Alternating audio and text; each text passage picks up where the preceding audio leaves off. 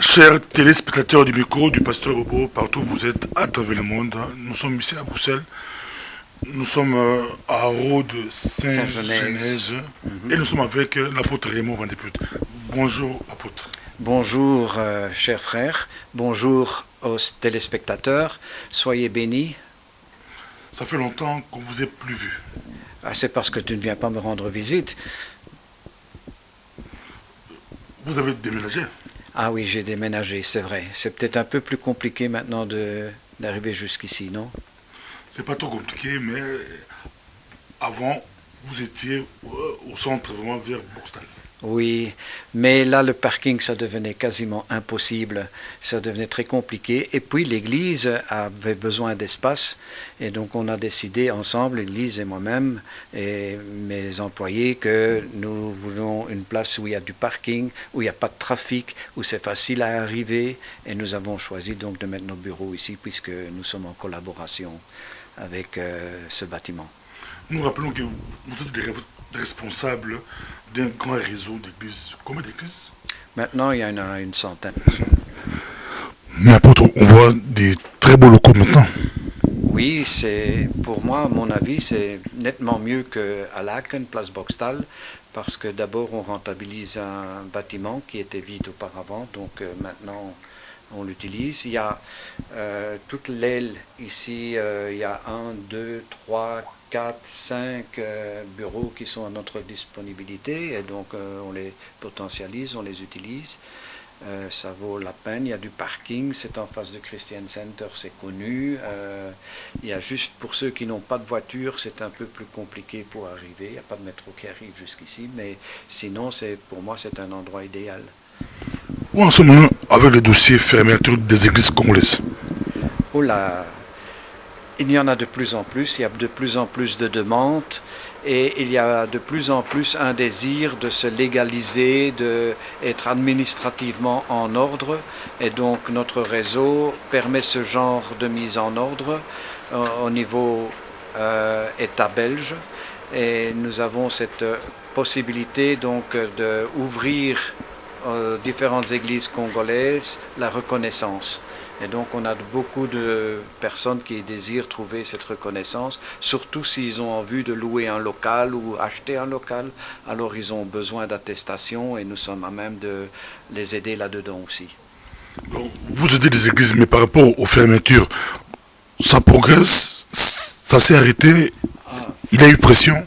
Bien sûr, vous connaissez tous qu'il y a un développement au niveau islamisation de notre pays et que dans les communes, il y a de plus en plus aussi de forces extrémismes qui sont au pouvoir et donc nous faisons face, je dirais presque à de la persécution administrative au niveau de différentes communes comme Anderlecht, Molenbeek, Schaerbeek et donc ça crée pas mal de difficultés, mais notre Dieu est grand, il peut surmonter tous ces obstacles, mais ça demande de la persévérance en nos milieux et surtout beaucoup de prières. Au niveau du synode, vous avez fait passer des lois qui bouleversent des pasteurs. Non, nous n'avons pas passé aucune loi qui peut bouleverser les pasteurs. Il y a une confusion entre les PUP et le synode fédéral. Le synode fédéral a d'ailleurs donné des contre-publicités, entre guillemets, au niveau de ce qui a paru dans la presse, les annonces qui ont été faites. Et c'est les PUP, l'autre branche du CACPE, qui a ouvert la porte aux homosexuels, au mariage homosexuel et au pastorat homosexuel. Et nous avons toujours maintenu, non, dans notre branche, ça ne peut pas être. Et donc nous avons une position qui est biblique et qui est fixe. Ça a été compliqué, merci beaucoup d'avoir donné des précisions parce que les gens ne comprenaient pas, ok, Annette a aussi accepté. Non, Annette n'accepte absolument pas. Je suis un des personnes qui sont au CACPE dans le Conseil central et je n'ai pas bougé d'un iota dans mes convictions et ma lecture de la Bible. Et je dois être ferme dans ce que je comprends et je reste dans mon non, ça ne se fera pas. Merci beaucoup. La vision Annette 2015-2016. La vision, oh là, il faut revenir une autre fois, je vais la préparer. Ça, c'est le micro du pasteur Bobo. Il a des questions surprises, mais pas pour Israël. Israël. Non, je peux donner aussi pour nous, parce que je viens d'avoir tout un dimanche avec notre équipe et nous avons établi donc la vision pour 2016. Elle se trouve d'ailleurs sur des documents. Ce sera plus facile de les montrer à la caméra. Voilà. Je ne sais pas si vous pouvez le lire, mais en tout cas, elle se trouve là-dessus. Je vais le dire.